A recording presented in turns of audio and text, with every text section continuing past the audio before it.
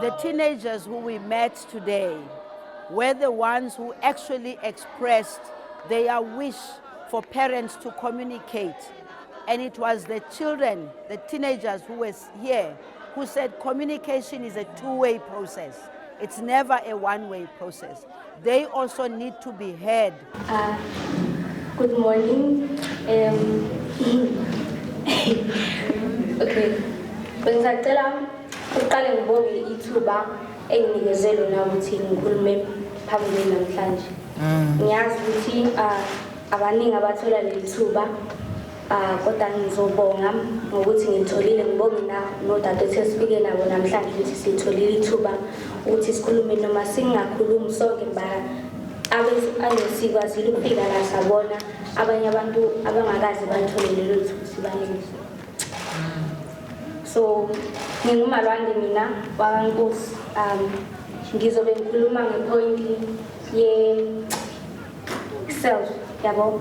It's self-esteem, self-motivation, lezo zinto lezi ezihambisana no-self angithi.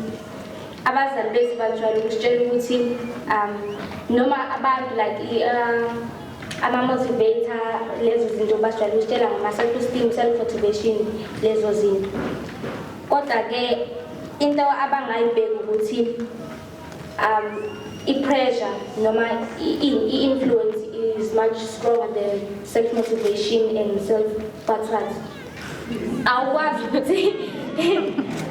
Awukwazi ukuthi uma wenza mhlawumbe ngenza into wrong noma wena wenza into wrong mase ucabanga mhlawumbe mina ngizokwazi ukuthi ngishintshe. Kufanele ungitshele ukuthi self-motivation ikanje. Most of the time ama-teenager ngizokhuluma, most of the time izinto esizenzayo zi-influencer izinto esizibonayo noma abangani bethu noma imindeni yethu. I-self-motivation ne-self-esteem into elow kakhulu kodwa iyona edingakala kakhulu. Kunzima ukuthi uyithole uyigain futhi. Kunzima iyadingakala ne, but it's hard to maintain and it's hard to have. Looking sure. Akwazi ukuthi ufike wenza into kumele ukuthi self-motivation. Mina ngisho ngiyami Paul, mina ukuze ngithole i-self-motivation noma i-self-esteem back yami, ngiyadinga ukuthi ngibe nomuntu engizokhuluma naye ukuze ngiyigain. Angikwazi ukuyigayina ngedwa. Ngiyazi ukuthi angikho strong ngaleyo ndlela. So awukwazi ukungi-expect ukuthi ngiyenze i-self-motivation.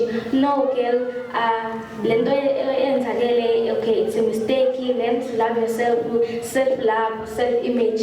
How am I supposed to do that when you can't even make an example of what it means?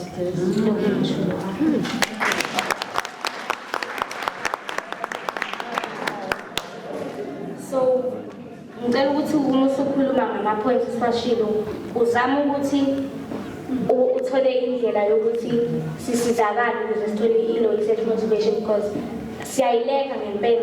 Ave kulula ukusho kumuntu ukuthi you like this but awazi ukuthi ngiluze kanjani futhi awazi ukuthi kuzothatha amandla kanjani ukuze ngiyithole back. Uma usukhuluma-ke ngisacela-ke